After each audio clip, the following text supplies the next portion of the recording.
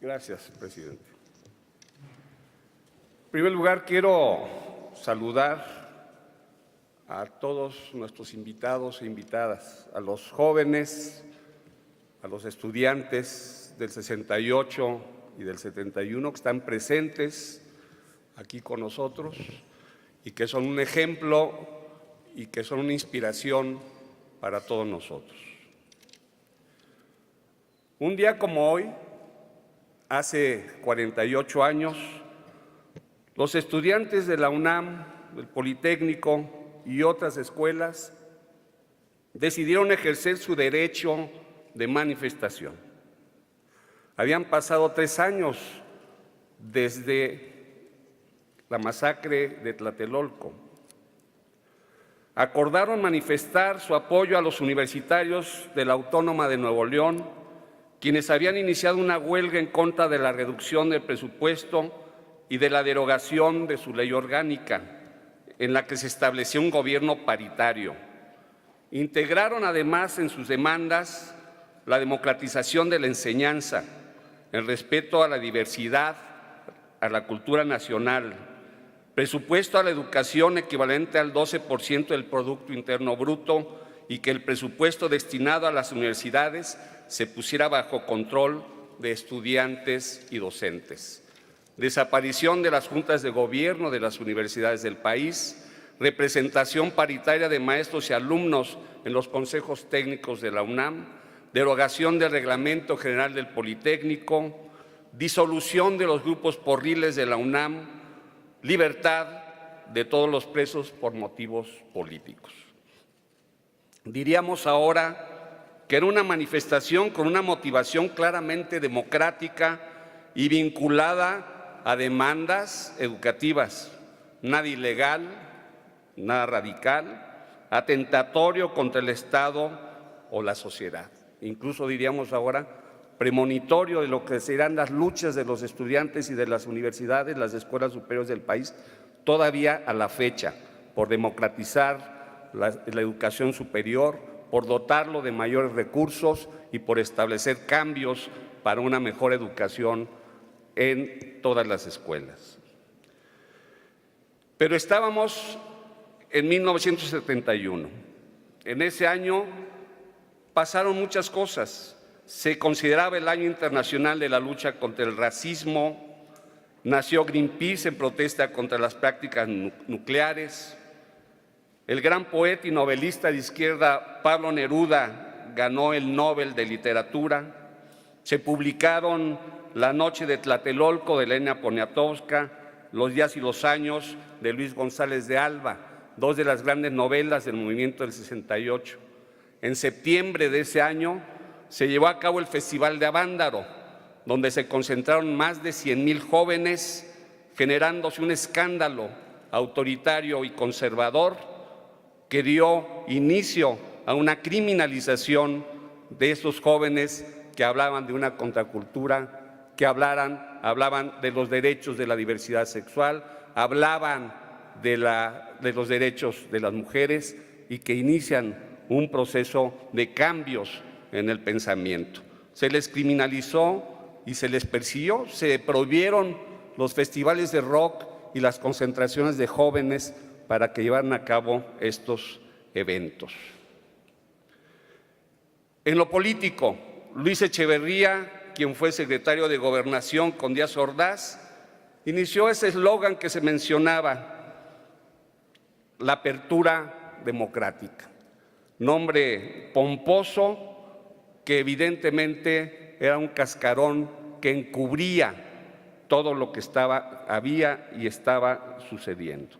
Se liberó a varios presos políticos del 68, regresaron de Chile otros más que habían sido excarcelados y que se les exiló obligatoriamente. Esa apertura democrática, por supuesto, era una farsa más del régimen. Después de la masacre del 2 de octubre, se infiltra silenciosamente al movimiento estudiantil, se financia y alienta el porrismo y se crea toda una estructura de provocación y confrontación que vivimos en todas las escuelas.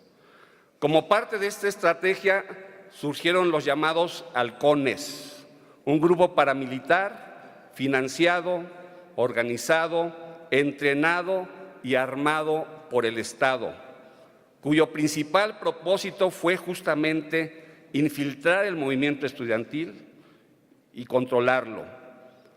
A pesar de la negativa a reconocer que esta fue una acción de Estado, todos los elementos que tenemos a la fecha pues lo prueban. Está claro que fue una acción de Estado y no hay duda de eso. Desde las declaraciones de algunos de los participantes, hay declaraciones del Pichín, del Gilligan, del Greñas, de otros que esos eran sus motes, pues declaran cómo se les contrató, cómo estuvieron integrados, cómo fueron parte integrante, fueron trabajadores del gobierno del departamento del Distrito Federal. Tenemos los salarios, tenemos los puestos, tenemos todas las evidencias que nos dicen cómo fueron entrenados en el extranjero, estuvieron en Estados Unidos, en Inglaterra, en Japón, en diferentes partes, con un costo claro y lo más importante, tenemos todas las evidencias, no solamente del Departamento de Estado norteamericano, sino todas las evidencias que implican al Estado, que implican al Ejército, que implican al gobierno federal en todos los niveles, que implican al gobierno del Departamento del Distrito Federal. Es decir, no hay duda que fue una acción concertada, una estrategia del Estado para confrontar al movimiento estudiantil, para disminuirlo, para infiltrarlo y para, de esta manera, controlar los movimientos democráticos que se daban desde ahí. Por supuesto que la acción de los halcones no fue solamente el 10 de junio. Tenemos antecedentes de cómo estuvieron en otros lados, en contra de la huelga de Ayotla, en la Boca 7, en contra de la Prepa Popular. Es decir, ya habían hecho presencia y, por supuesto, el 10 de junio fue una manifestación clara de que esto estaba premeditado, iba claramente dirigido a evitar que el movimiento estudiantil surgiera nuevamente y que pudiera ser nuevamente un parteaguas en la movilización democrática. La masacre del 10 de junio, decíamos, está plenamente documentada y probada. El Ejército, los cuerpos policíacos, los cuerpos paramilitares, de una manera orquestada, formaron un cerco en torno a la manifestación, provocando a los estudiantes, se infiltraron, algunos con consignas, con gritos de «Viva el Che Guevara», confrontaron directamente a los estudiantes y posteriormente aparecieron en el Rubén Leñero secuestrando heridos y rematando a algunos. Es decir, más claro que la participación del Estado no puede ser. El Estado mexicano tiene que reconocer esto como una acción de Estado. Tiene que ofrecer una disculpa a la sociedad, a los estudiantes y a los familiares de los asesinados, a los heridos, a quienes se tiene que reconocer que al momento de la masacre hubo dolo, alevosía y hubo ventaja y hubo claramente una estrategia para confrontarlos. Esta parte de la historia de nuestro país y de la ciudad tiene que terminar de una vez por todas. Han dicho algunos participantes de este movimiento del 71, decía alguno de ellos que este movimiento es como el patito feo si se le compara con el 68. Mientras que en el 68 tenemos novelas que son icónicas, que son muy importantes, como las de Poniatowska, como la de González de Alba, los escritos del 71 no han tenido esa divulgación. Algunos de los que participan aquí, que están con nosotros, pues han escrito sobre esto, han trabajado sobre esto. El Congreso debía hacerse cargo de una memoria y de los escritos y divulgarlos amplia y plenamente. Es necesario que lo hagamos, es necesario que recobremos esta historia. Ahora, con la película de Cuarón, Roma, se han planteado los hechos, han salido a la luz de manera importante. Antes de ello hubo algunas películas, El Bulto, recuerdo yo, Carlos Mendoza, que está con nosotros con un documental extraordinario sobre la masacre, nos dan cuenta de eso, pero igual tenemos que difundir, tenemos que divulgar esta parte de la historia, negra por una parte porque nos habla de la represión del Estado, pero por otro lado absolutamente luminosa en lo que respecta a cómo los estudiantes, en contra de todo, después del 68, se estaban reorganizando y nuevamente salían a las calles a luchar por sus demandas. Así hay que pensarlo, en esa parte negra, pero también en esa parte que nos da un ejemplo de cómo, a pesar de todo, el movimiento estudiantil seguía con una gran energía hacia adelante. Este jueves de Corpus debe valorarse en lo que es, en lo que respecta a la represión.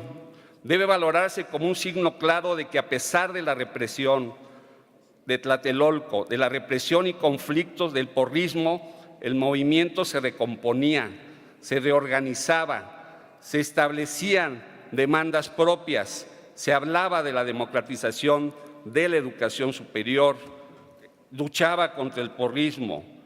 Y, como lo dijo Elvira Concheiro, tenemos que considerarlo como parte de este ciclo del 68. Nos habla de la fortaleza y persistencia del movimiento estudiantil en la democracia, en la democratización del país.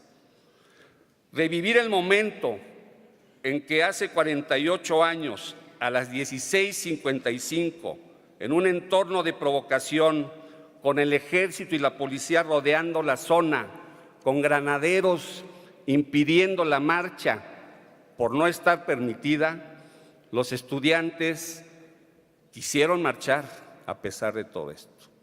Y con el grito de México Libertad, y entonando el himno nacional, salieron a la calle a pesar de esto.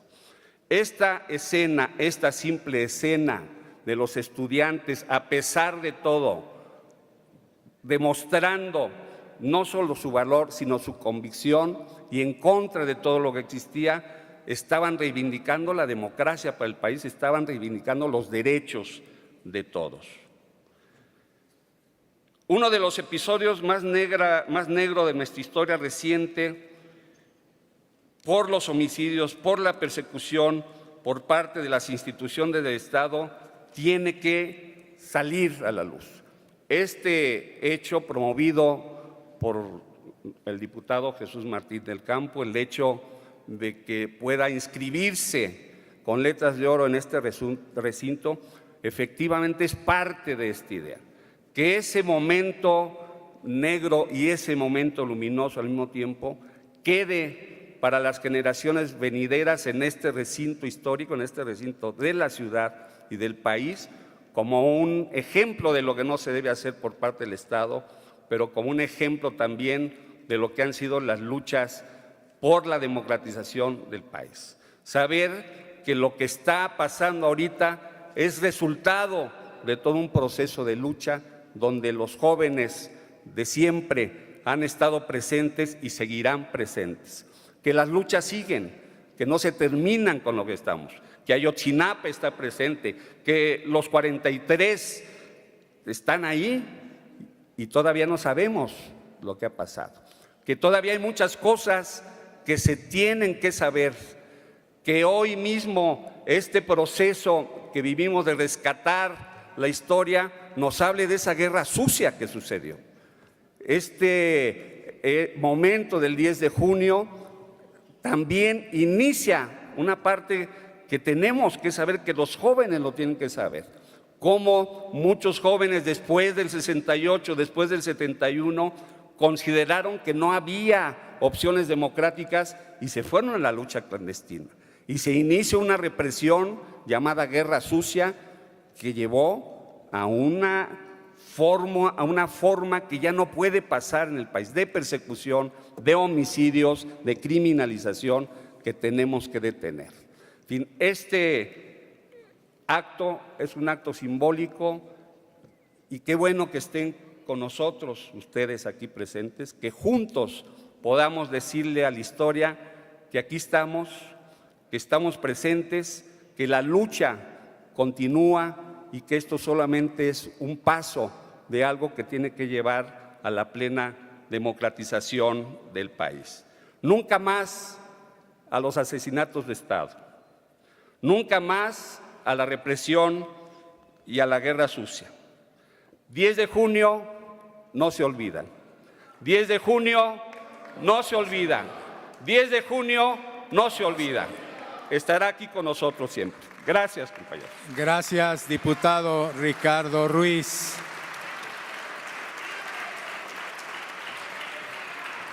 Vamos ahora a escuchar a uno de nuestros invitados distinguidos, a Óscar Luis Argüelles Méndez, hermano de Raúl Argüelles, muerto el 10 de junio de 1971. Adelante, Luis Argüelles. Hasta por 5 minutos tiene usted la palabra. Buenas tardes.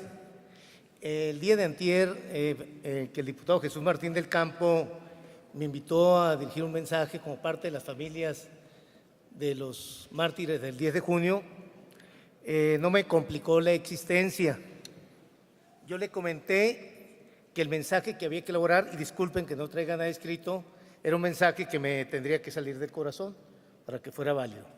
Yo creo que la discusión sobre el tema y las investigaciones que se han hecho al torno, hay elementos muy importantes para actuar.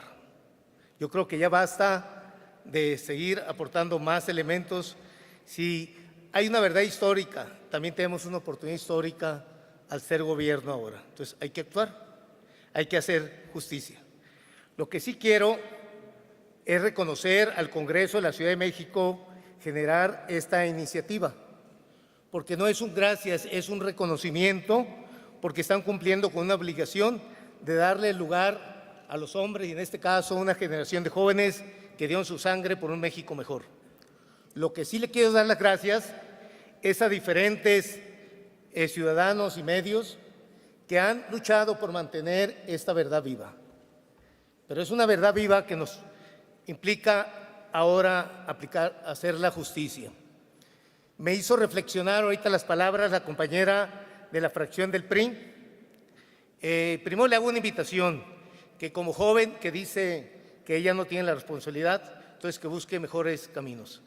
Pero cuando dice que la factura ya está pagada, yo le invitaría a mi pueblo, al Bacame Nuevo, a que le dijese eso a mi madre, que esa factura ya está pagada. ¿Usted cree que ya está pagada esa factura? Pues claro que no. Lo otro y lo reflexionaba el compañero diputado Ricardo Ruiz, al compañero diputado de este Congreso, y usando una facultad de este Congreso, yo creo que si el movimiento 10 de junio desea ser permanente recordado, también debe servir como un instrumento en base a la capacidad que tiene este Congreso de la ciudad de promover, iniciar una iniciativa de ley federal donde se registre que un hecho comprobado a un gobernante, donde se demuestre que cometió magnicidio o un crimen de Estado, sea lo suficiente para cancelar el registro a su partido. Yo creo que eso sería una iniciativa que realmente estaría cumpliendo con muchos de los deseos de los familiares, poner los límites para que no se vuelvan a repetir esos excesos, más que jóvenes que buscaban realmente cumplir con los sueños de libertad que en su momento planteaban.